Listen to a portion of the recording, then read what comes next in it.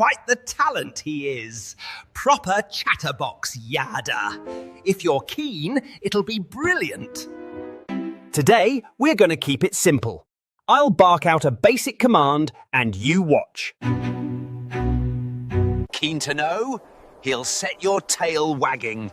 Does mine, hence why I'm backing him. Right then, Wookie here. Do take a seat, won't you? Give us your full attention while we listen to my pal, Yada.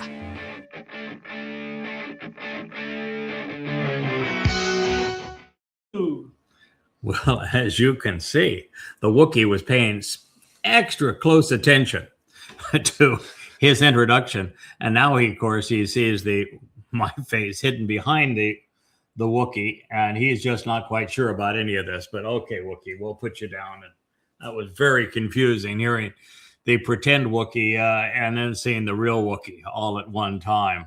We are returning to our series called Basics. This will be our third show of what will be quite a number of them on Shabuwah. Shabuwah is the initiation of the time of troubles. It is very fast approaching, less than 2 months away.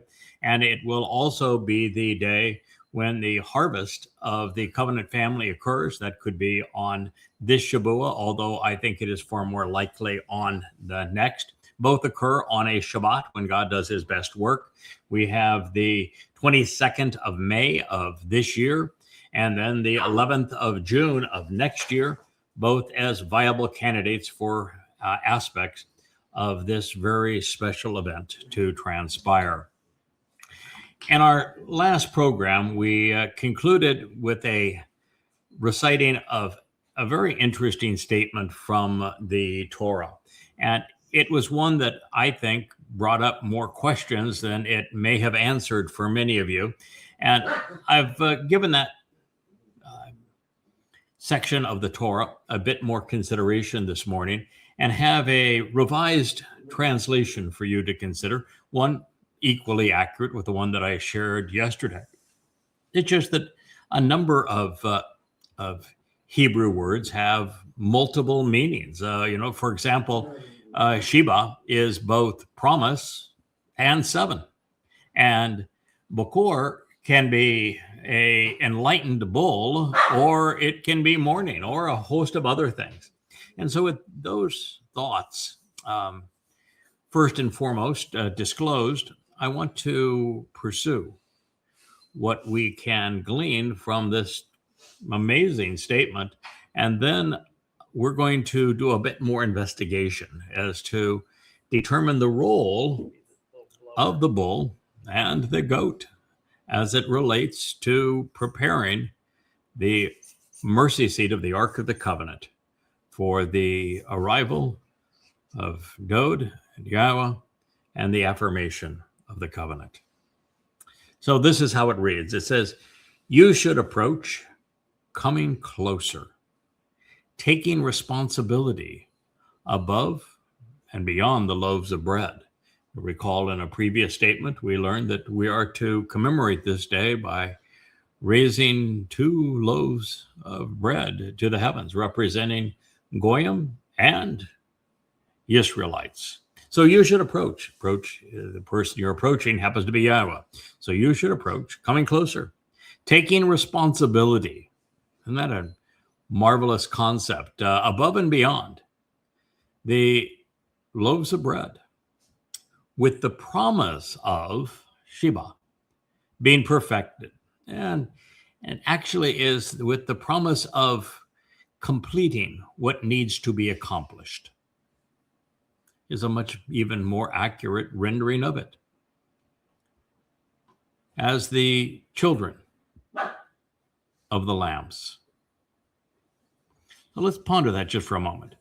You should approach coming closer, taking responsibility above and beyond the loaves of bread, with the promise to complete the mission, to finish the job, as the children of the lambs, doing so every year. Qara called out Leviticus 23:18. And combined one bull. Add one bull. Wah, ichad, one very special bull.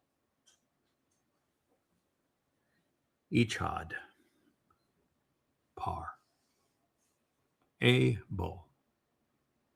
A young male, at least from Yahweh's perspective. In the morning to encourage being perceptive, a contemplative and discerning bull, seeking out and considering the available information and then responding appropriately. Bakowr can mean intelligent bull, fitting God's metaphor of the three animals he has selected to symbolically represent the three men that fulfill the Mow'edym, the ram, bull, and the goat. And the bull from Bakowr means to be a particularly thoughtful bull and to do something that is important in the early dawn's light. In addition to that, we have two rams, and they can represent the upright pillar of the doorway, as well as the most prominent tree. So here we are, have quite a statement here that is filled with all manner of metaphors for us to unravel. So on Shabuwah, it is a harvest of mature grain, so God is encouraging us to approach. It's a day that we can come closer to him. We should draw near. Wa karab. We should take responsibility over and above, even beyond, more than the 2 loaves of bread, which we symbolically raise. You want to know what you should do? Well, do more than just raising 2 loaves of bread. And do so with the promise of completing the job, of showing that you can be relied upon because you're resilient and you continue to make a contribution. Tamim, it's from tamam, to finish, to complete. As the Beni, the children, by way of the lambs each year. The lambs are symbolic of what Dowd, as the Passover lamb, did to fulfill Passover in year 4000, 33 CE. And, of course, add to that one very special bull, representing that which is bullish in behavior. A young male, well, from God's point of view, he's called the Katan Mayor, the younger one, all the way through the story. And from God's point of view, even at 5,300 years old, he's a relatively young man. Doing so in the morning to encourage being perceptive as a contemplative and discerning bull, seeking out the necessary information. You know, when Taruw'ah is fulfilled, and it's the same bull that is engaged in Shabuwah, that is engaged in Taruw'ah, because the exemplars and the team of people who facilitate Taruw'ah come from Shabuwah. It's the same bull, and he accomplishes what needs to be done in the early morning light on Taruw'ah, the 24th of September, 2033, at the conclusion of the time of Israel's troubles, as the Adamah Parah, which is a productive bull. And 2 rams. A ram representing the upright pillar, and of course, a ram representing the most prominent tree.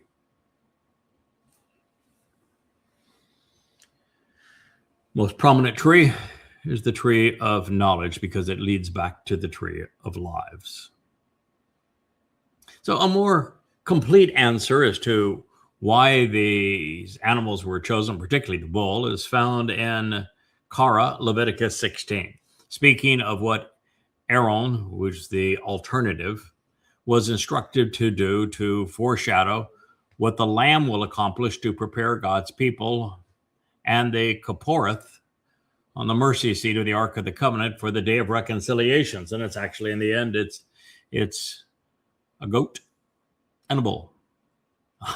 But the lamb is absolutely there because it's the lamb that is the one sprinkling the blood of the bull and of the goat. All three of the symbolic metaphors that God has used to fulfill his Mow'edym Miqra'ey are there at the conclusion. This is that teaching. And Yahowah spoke to Moshe, which means one who draws out. Immediately after the death of Aaron's two sons, when they approached the presence of Yahowah and died. You see, if you try to approach the presence of Yahowah in a manner that's inconsistent with his instructions, you will die. That's why the man who attempted to alter the course of the Ark of the Covenant as it was being brought to Jerusalem to be put under the tent of the restoring witness on the Temple Mount, as it was being pulled by a Bakowr bull, was killed. You do not interfere with God's symbolic pictorial language as he paints these portraits of what he is seeking to accomplish and how we can go about approaching him with your own preferences if you want to live through the experience. God is very serious about this. The overwhelming preponderance of people are going to die, and those who interfere with God's testimony regarding how a few of us will live are such a liability that God immediately dispatches them. And he did so with Aaron's two sons. They were full of themselves. They thought they could do what they wanted to do. And that was not the case. We as humans, flawed as we are, weak, puny as we are, cannot approach God unless God enables that process. He has to make us immortal, which he accomplishes through his Son, through the fulfillment of Pesach. He must make certain that our guilt is expunged so that we are innocent and cleansed of political and religious malfeasance, which is why Dowd's nefesh carried our guilt into Sheol on Matsah and deposited there, never to be seen again. We then must be substantially empowered and enriched and enabled such that we remove the liabilities of our physical bodies and transcend the dimensions such that we can approach God's presence by having our souls encapsulated in light and energy, which occurs on Bikurym and again on Shabuwah. So this is how you have to approach the presence of Yahowah. And should you have missed those first 4 steps along the way, there's another opportunity at Taruw'ah to witness the homecoming on Kaporeth and then prove your worth during Sukah. Therefore, Yahowah said to Moshe, speak to Aaron, your brother, so that he does not come at any time to the set apart place of the home through the curtain to the presence of the mercy seat of the Kaporeth, which provides the benefits of the relationship, which is upon the ark. That way he won't die. You can't come at any old time. God has a 7-step plan that he has articulated and now enabled that enables us to approach him. That is the path to him. You can't come any old way. Not all religions lead to God. In fact, all of them lead away from God. Your way is worthless. I don't care what you think. He doesn't care what you think. He doesn't care what you believe. He's not listening. He created a way that we can approach him, and 99.9999999% of the world not only ignores it, they kick dirt on top of it.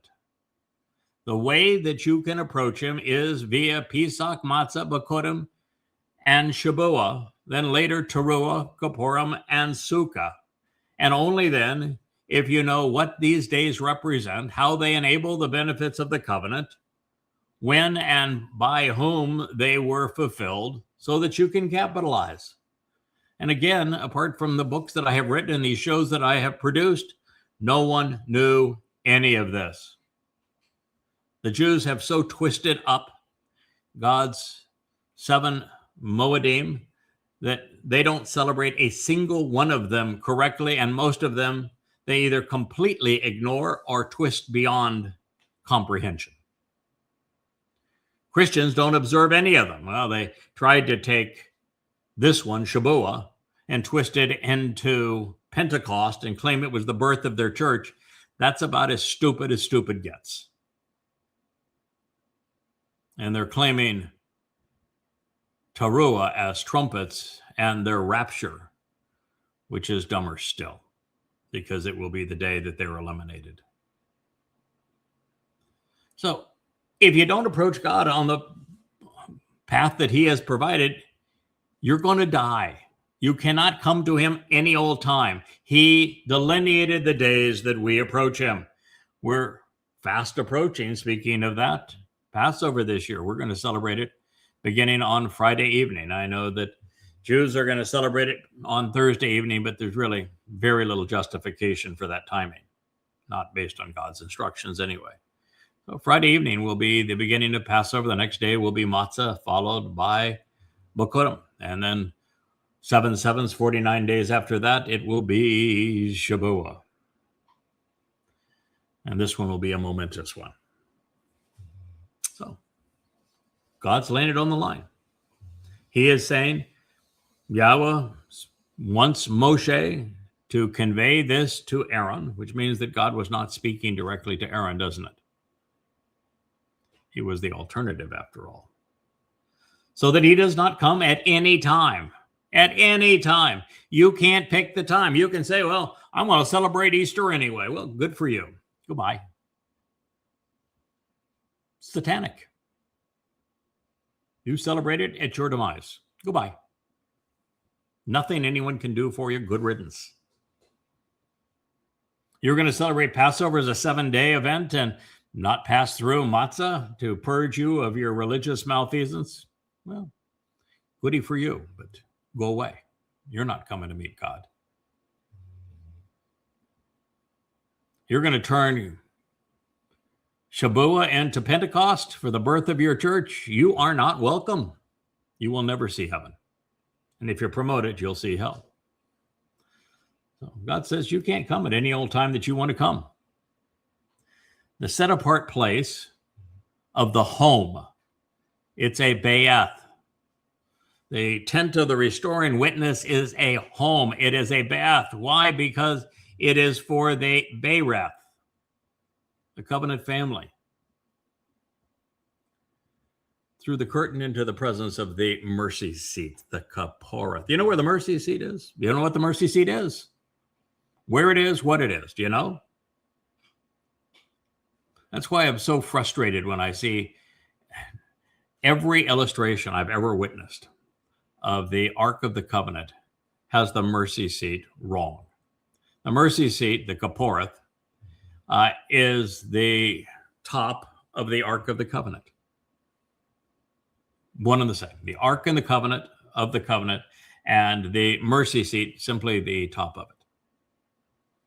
And it is the throne. It's Dowd's throne. And at this time, since Dowd was only present through Dowd. There was no one sitting on it. He wasn't fully identified, having fulfilled Pesach, Matsah, and Bikurym at this time, and so no one was allowed to sit on it. In the future, it will be Dowd's throne. He's the one that enabled it, after all. And he's the one that's going to enable what needs to be done to it as we read through this when he returns in just 7 years.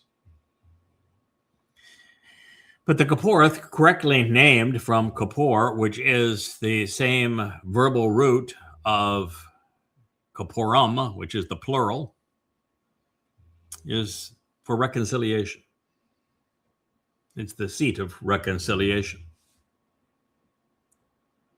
And it, as the top of the Ark of the Covenant, has 2 cherubim on it.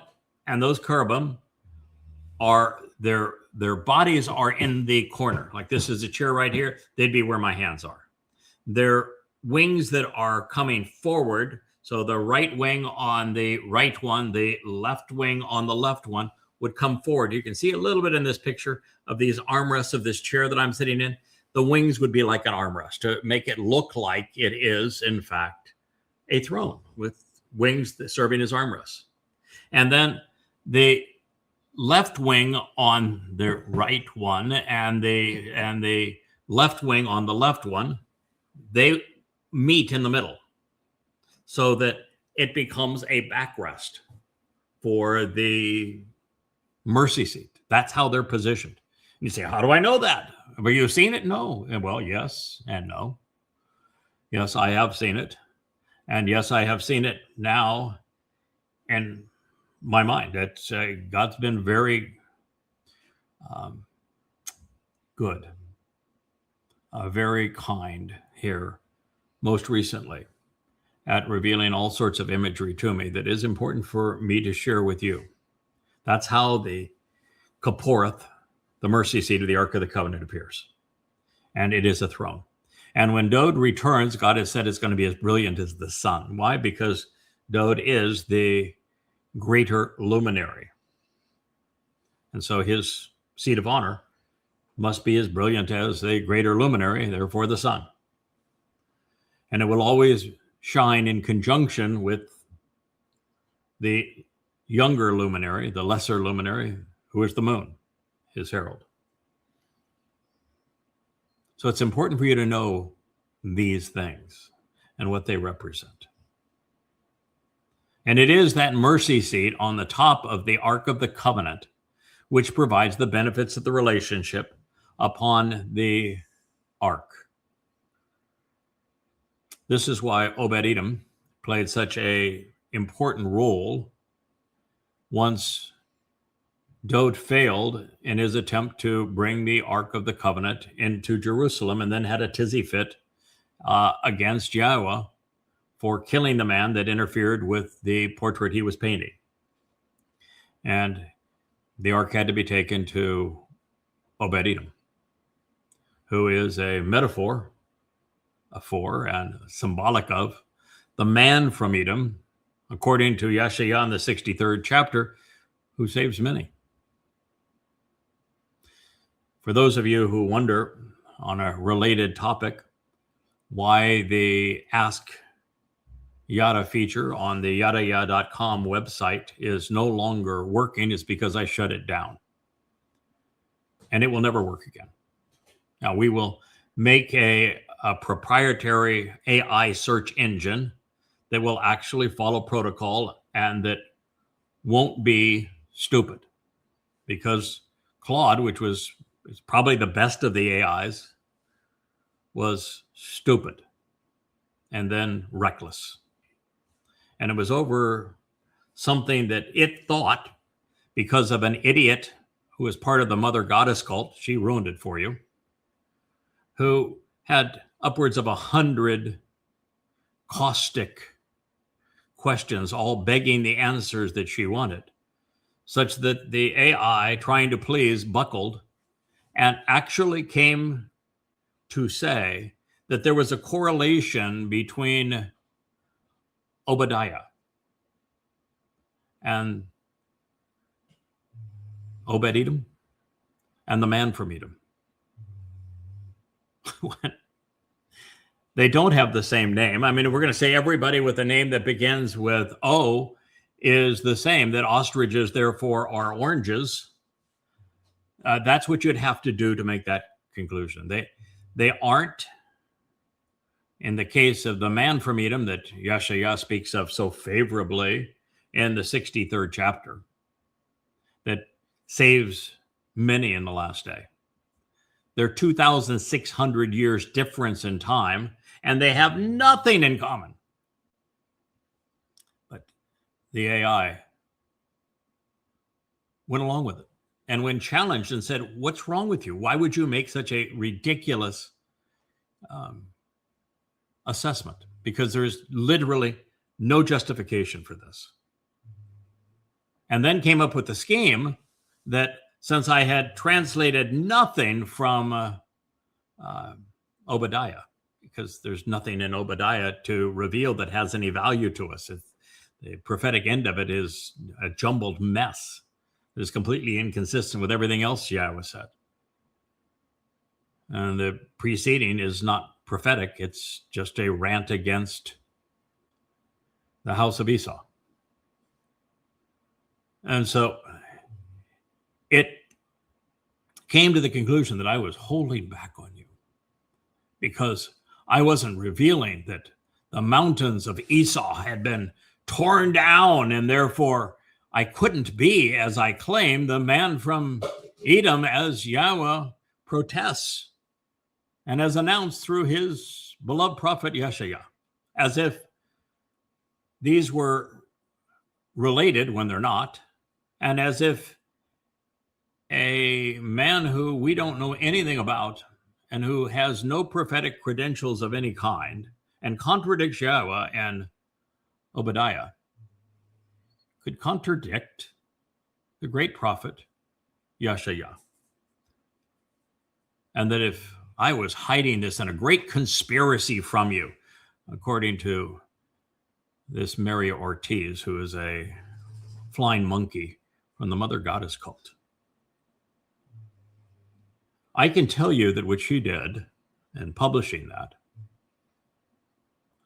is worse than what the man did that tried to interfere with the relocation of the Ark of the Covenant to Jerusalem, which required Obed-Edom to take responsibility for it, as the man from Edom will do one day in the future.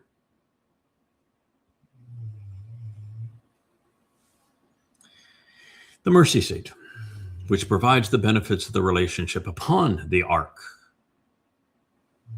such that way he won't die. Follow Yahowah's instructions, you won't die.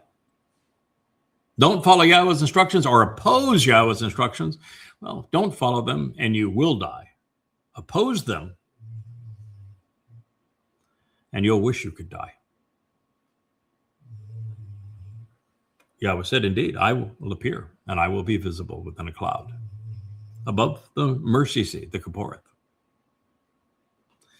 It's true. That's when Yahowah is going to return. When we get the Ark of the Covenant repositioned under the tent of the restoring witness and in a position where all can see, particularly as there's the sacrifice of the Adam of Qara in the end, as we're studying this source of the bull in this testimony, God's going to reappear.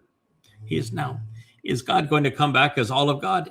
Oh, good grief. If you're thinking that's going to happen, then you shouldn't be listening to this program. You're just not mature enough in your growth. God can't enter our three-dimensional world, even in the end when the world is purged of religion. He can send his soul and put it into some semblance of something energetic or material to reveal his presence. But that's as far as he can go. That is the why that Yahowah says that Dowd will be Elyon. That Dowd will represent the very influence of Almighty God, because that's how Yahowah will orchestrate forevermore here on this planet while there are still mortals on this planet. So indeed, he will become visible within the cloud, above the mercy seat. There is a direct correlation between God's presence and the mercy seat of the Ark of the Covenant. In this, Aaron, the alternative, will come to the set-apart place with a par, a bull. A bull, and it says here from the herd, Bakowr, but it's better to write a bull. Indeed, a enlightened bull. A bull who is quite considerate. He is the observant bull, if you will. Because here we have two words for bull, par and Bakowr, just as I shared with you earlier. And in case you just thought that Bakowr was mourning, well, now you know that Bakowr and par both speaks of bull. One is just bull, where you add the ending, becomes a productive bull, and Bakowr is an informed and contemplative, observant bull. That's the symbol that God's trying to convey to you. It may be a bull and have all the characteristics of a bull, all of which God revels in, particularly at this time, because he's bold, he's Shazak, he's strong, he's powerful, he's influential, he doesn't retreat. Because this is not a time for modesty. This is not a time for timidity. But as the bull is also the symbol of promise, which is why it's called a bull market, or you're said to be bullish if you have a positive attitude. God knows with this bull, he's going to get it done. He's going to see the job through. There is a positive attitude with him being relentless. And so the bull from the herd is to resolve the issues of being wrong, of those who have missed the way and have misled along the way, along with an AL, a lamb, to rise. AL is an interesting word because it has three connotations, and all three have to be considered every time you look at the word. You can render it as AL, lamb, which I think is appropriate here. You can render it as AL, which is the upright pillar of the doorway, because this is the doorway to life. And it's on the upright pillars of the door that you sprinkle the blood of the lamb as a symbol that you understand the purpose of Passover. And number three, an AL is the most prominent of trees. And we went through all of the details of the story of what transpired in Gan Eden, the Garden of Eden, because it was important for you to know that the most prominent player, character within that story isn't actually Adam, most certainly isn't Yahowah. It's the tree, and not both of the trees. In that story, it's the tree of the knowledge of good and evil, because it is the only way back to the tree of lives. And this is all to ascend to Allah. Qara, called out. Should never have been called Leviticus 16:3. Now, it was in Zechariah, to remember Yah, or Yah's most memorable of men, that we came to realize that Dowd would be fulfilling Aaron's role in his return. The first 4 chapters of Zechariah make that abundantly clear, that it is Dowd who will be wearing the garb of the high priest, just as he did, by the way, once Obed-Edom took responsibility for bringing the Ark of the Covenant into Jerusalem. Dowd wore the ephod of the high priest. And nothing else, by the way, which was symbolic of two things. One is knows he's going to serve now that Obed-Edom has taken responsibility for positioning the Ark of the Covenant in the right place on the Temple Mount in Jerusalem. He knows now that he will return as in the role of the high priest, and that all of that's being taken care of for him, even with the bull providing the blood that he will need. He knows it now. And so he's celebrating that. But he also knows where it's leading, because it leads us back into the garden where the dress code was as he was at this moment, naked, because he was very comfortable at this moment, particularly in the presence of Obed-Edom, of being exposed to God. Obed-Edom made that difference in his life, from being retarded towards God and angry at him, like most Israelites, to celebrating in Yahweh's presence. All it took was a little Obed-Edom. All it'll take later on is the man from Edom, who also comes from the winepress.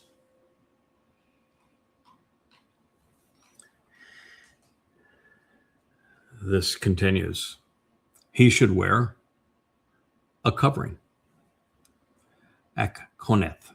This is symbolic language, because Kipur, as in the Kaporeth, the mercy seat, and Kipurim, the day of reconciliations, speaks about covering. He should wear a covering of linen. Why linen? Because it's made of flax. The flax is in flower during the time we celebrate Pesach, Matsah, and Bikurym, which means that's when we become immortal and purged and empowered and enabled by God.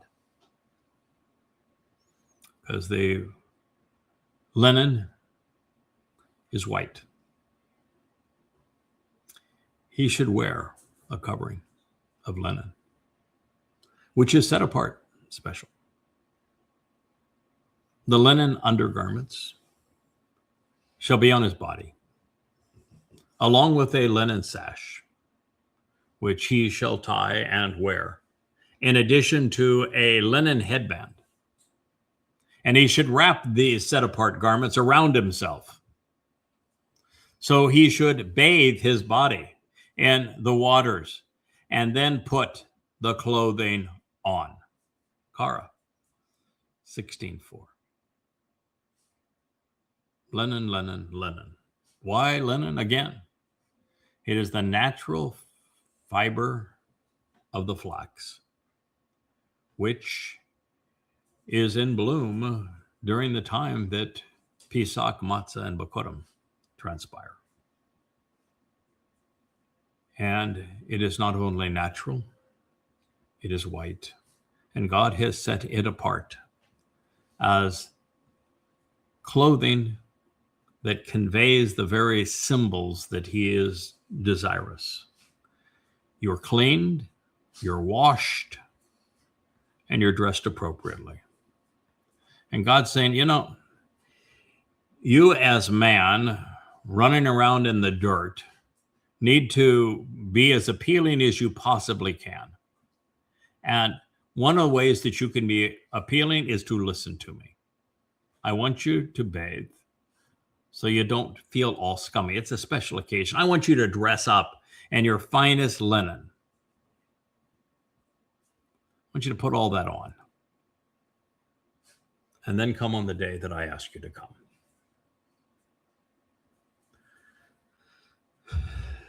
So this is how we should expect to see the Messiah, Dowd, upon his return with Yahweh during Kippurim. No longer serving as the Lamb, the Son of God will be shepherd of the flock, and he will herd us into the promised land and our return to the garden during Sukah.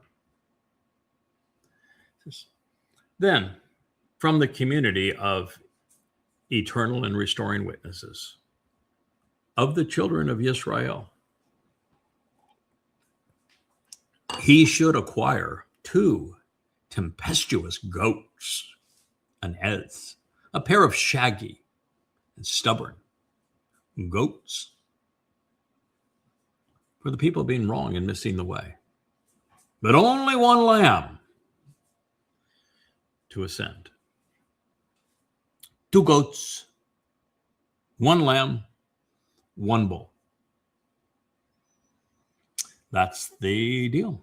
That's, by the way, it's presented in Numbers 15 if you want to see the full cast of characters. Why? Do you understand why? What is the symbolism? Does God give 2 hoots about the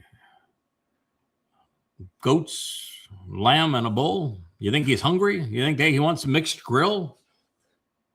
Think he's looking for a ritual? Why? Do you think this is animal sacrifice to a pagan god? Or is God trying to teach you a lesson? Is he trying to teach you that the body of Dowd in year 4000 Yah, 33 CE, served as the Passover lamb, opened the doorway to life?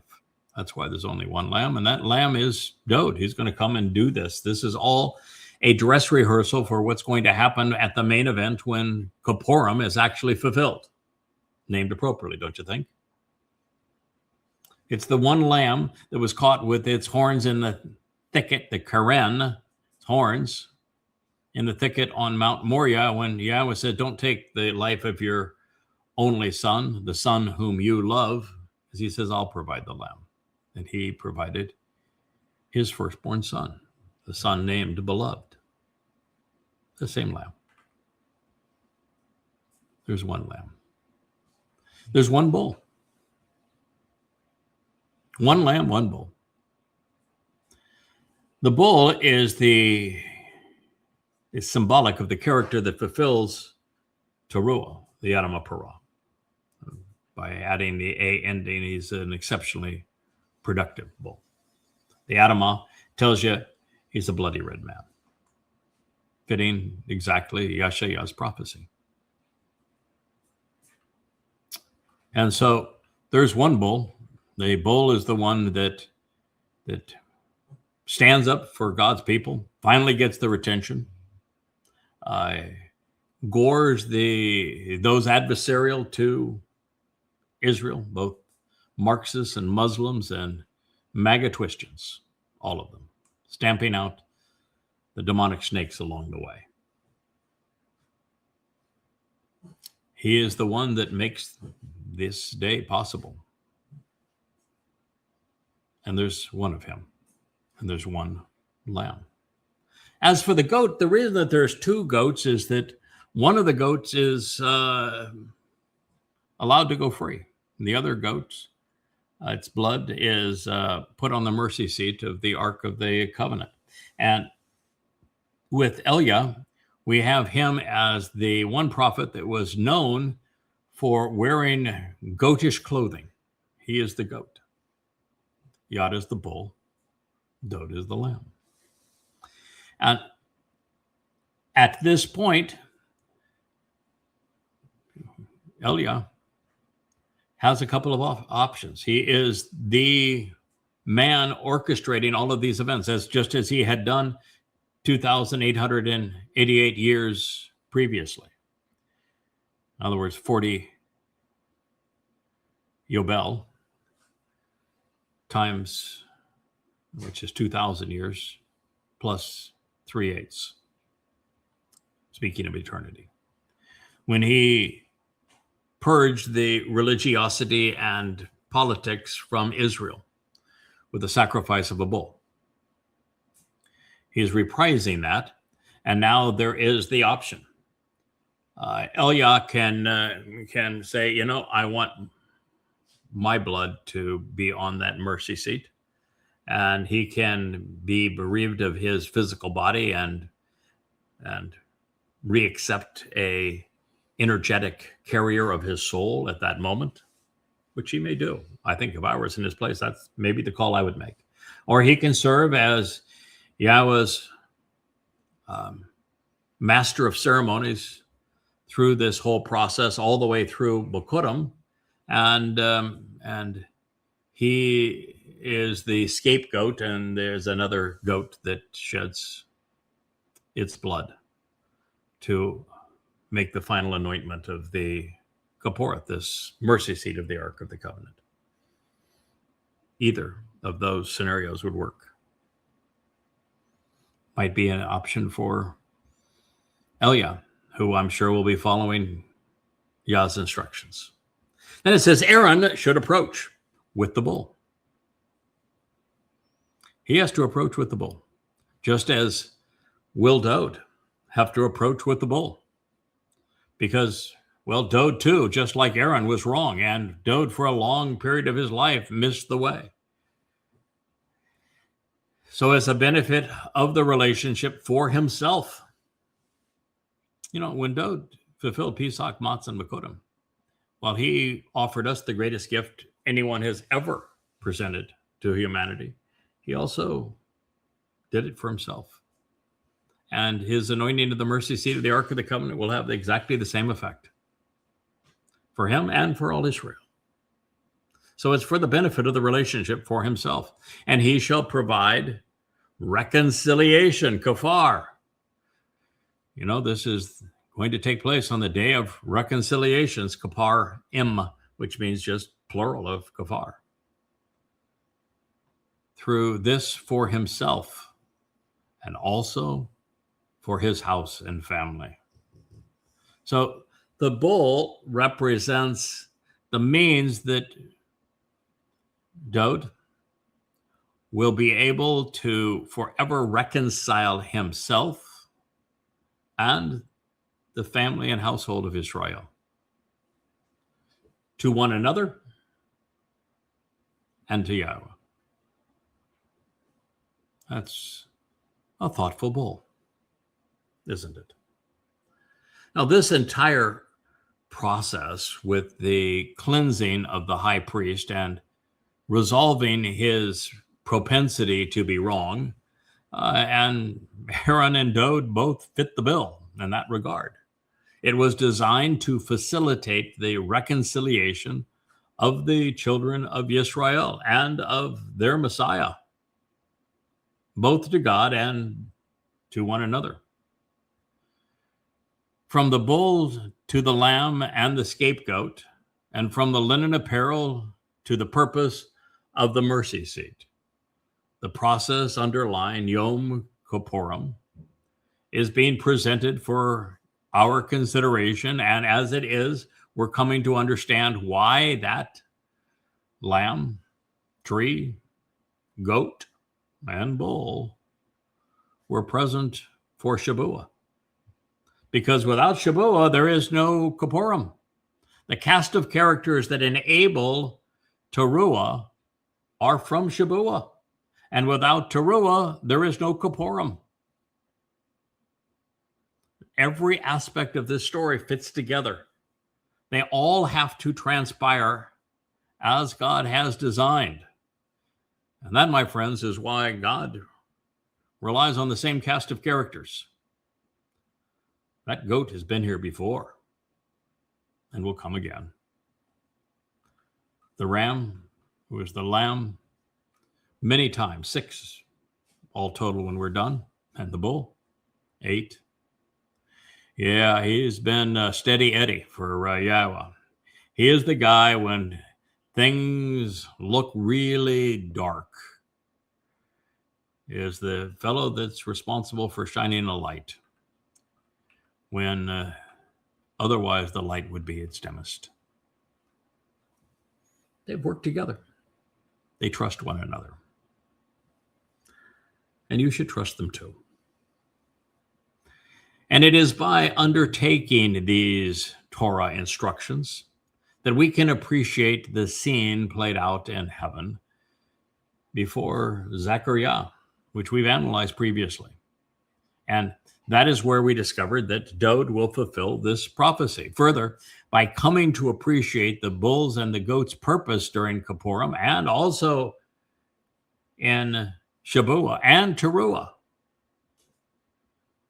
we see the purpose and the interaction between all of the Mow'edym and how they are all pointing to the mercy seat, to the Ark of the Covenant, and to the covenant itself. such that we're properly positioned to understand why the bull is such an essential part of Shabuwah too. Yahweh wants his every word to be acted out on behalf of Yisra'el upon his return and understood before his return so that he can return.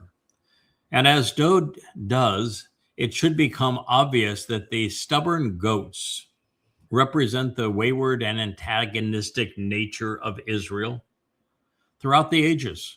And the bull is the one that's trying to gain their attention and protect those who don't even know they're a danger to themselves. So many continuing to run away. So it says, then he shall grasp hold of the two tempestuous goats. One representing, by the way, Elia. And present them before the very presence of Yahweh. Mm-hmm. Well, I can tell you, one of the two represents Elia, whom Yahweh deeply loves. If you want to know the kind of personality that Yahweh finds most appealing, look at Elia. He was brash. He was the ultimate lovable rogue. He was aggressive. He was sarcastic. He was bold. He was in your face. He knew nothing of being timid or humble. He was aggressive. That's the personality that Yahweh likes. And so one of those two goats will be Elia.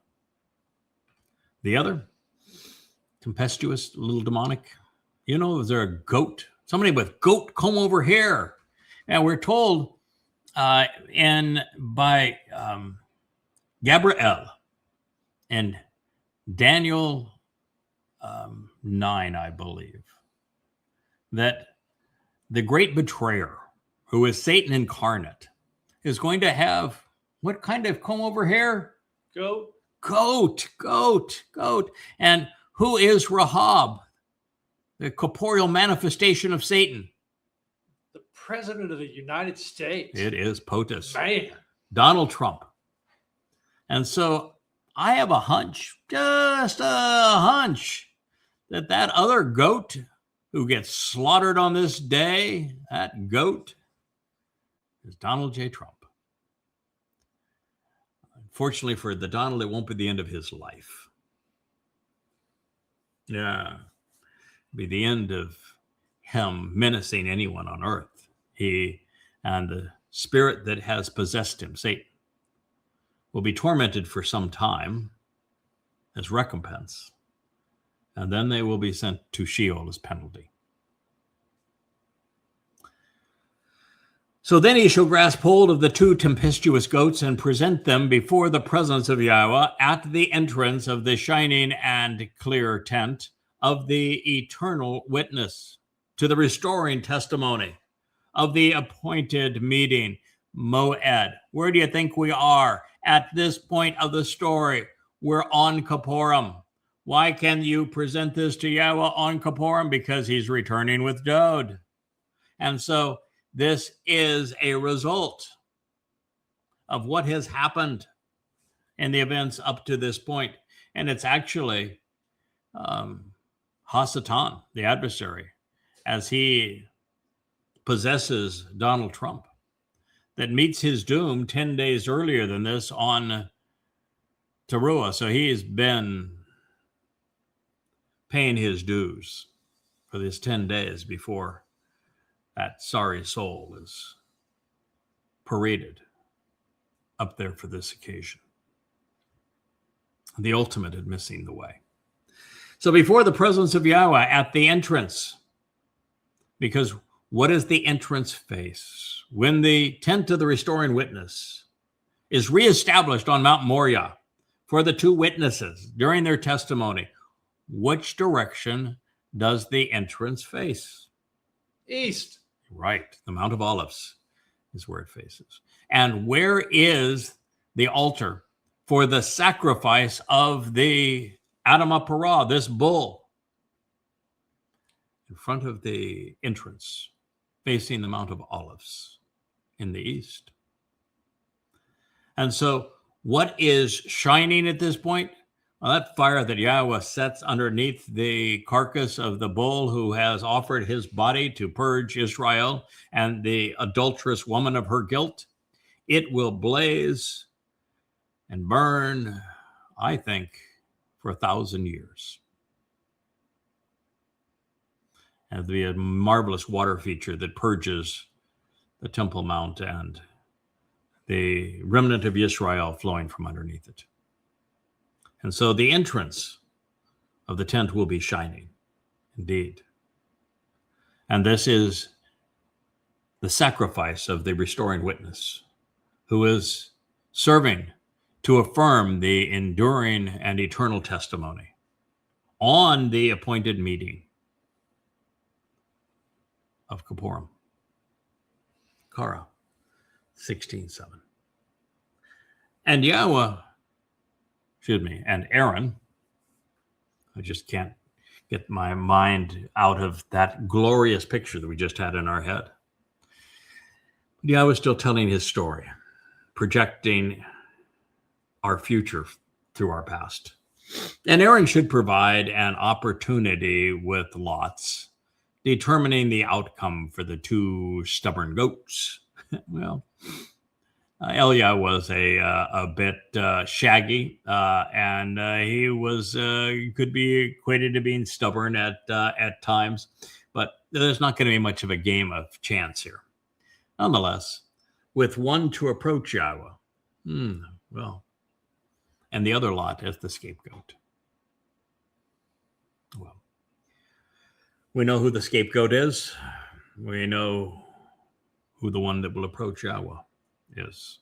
Aaron should approach, which now it will be Dowd, with the devilish goat, which for the benefit of the relationship, the lot ascended upon to approach Yahowah, and it shall act as the resolution for having been wrong and missing the way.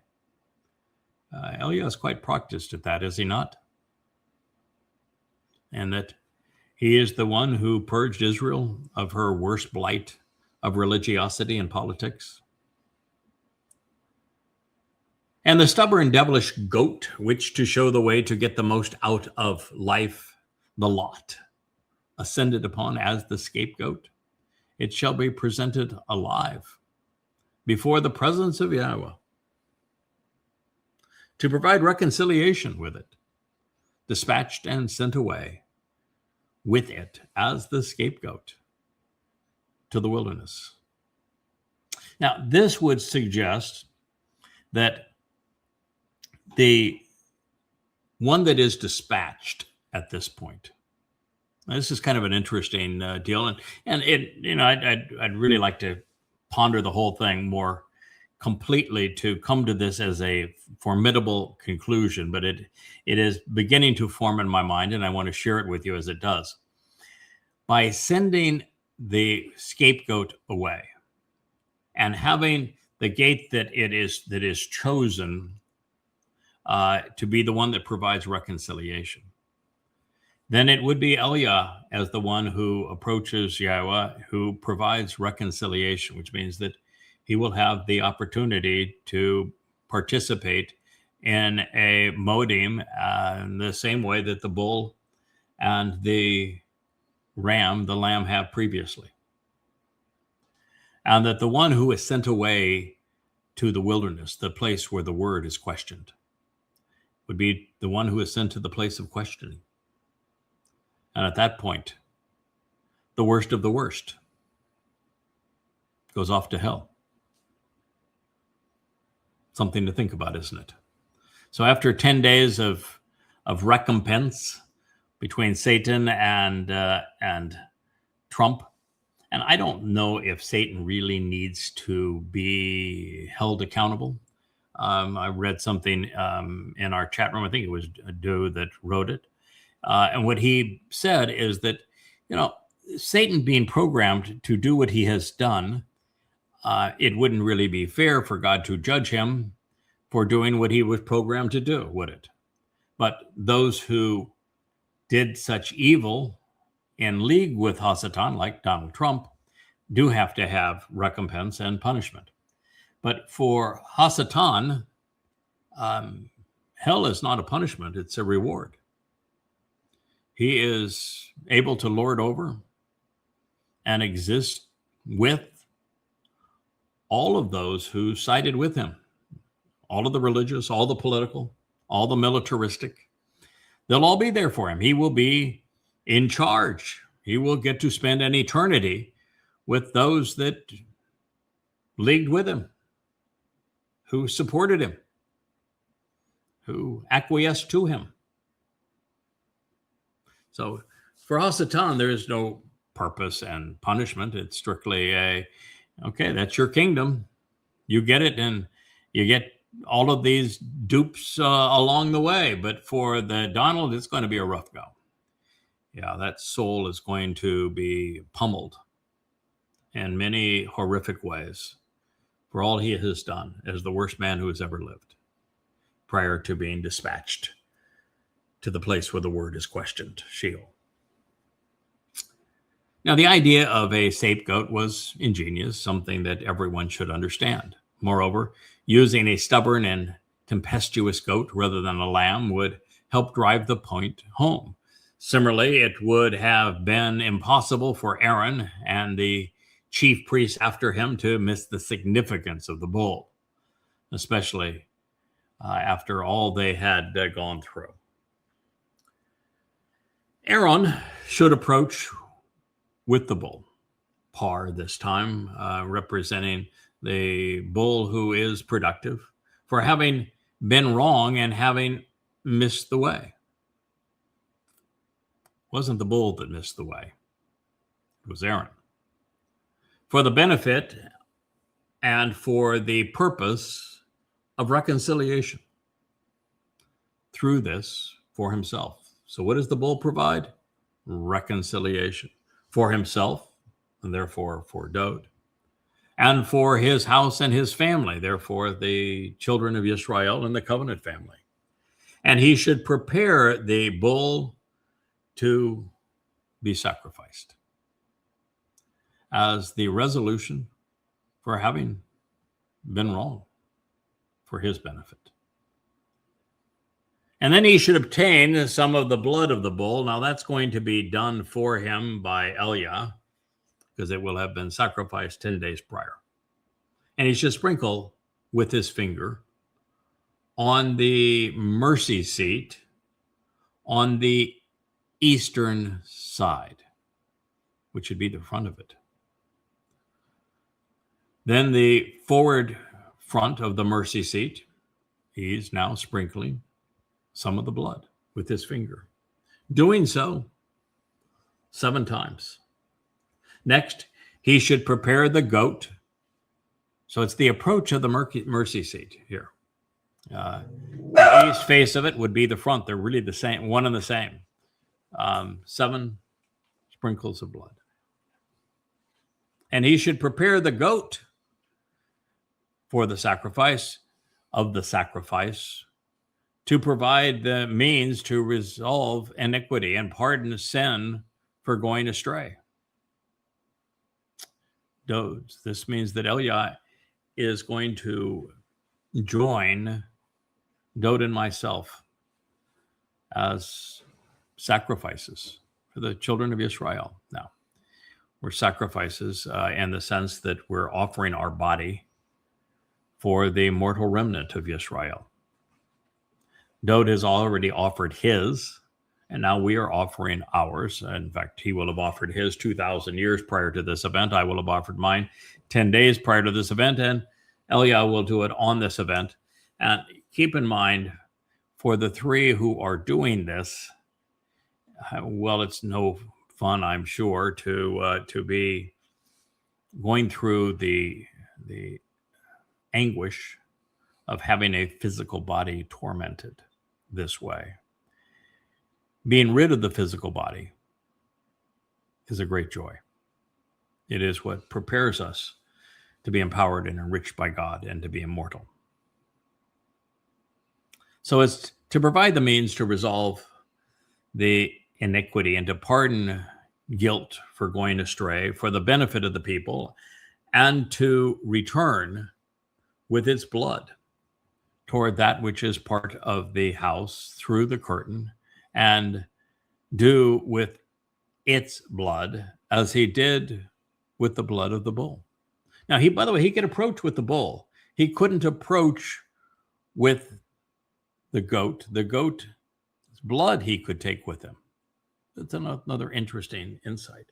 And he will sprinkle its blood as he did with the blood of the bull, sprinkling it upon the mercy seat and towards the front of the mercy seat, the part that faces the altar, the part that faces the entrance, the part where you would approach the mercy seat to sit on it as a throne. Thereby he shall provide reconciliation upon the set-apart place as a result of the impurity and the filthiness of the children of Yisra'el, and as a result of their religious rebellion and their political defiance. And it will be resolved with the realization that they have been totally wrong and that they were the ones who had wandered away. Therefore, he should act accordingly, doing this to approach the tent of the eternal witness and of the restoring testimony during the appointed meetings, which is inhabited and abides with them in the midst of their impurity and filthiness, in the midst of Jerusalem, in the place where Jews gather all around and are gathered all around in the midst of all of their impurity. This will be the means to purge them. It is something that is in their midst which can purify that which is in their midst, which is their souls. And now we know why it will be essential that Dowd, as the high priest, performs this role in concert with the Torah's guidance. Otherwise, Yahweh's relationship would remain unresolved due to the religious corruption associated with Judaism and the political revolt of the Marxists of his people. God has outlined the means to cleanse the religious rebellion and political defiance from his people, and he intends to implement his plan and has the people in place to do so.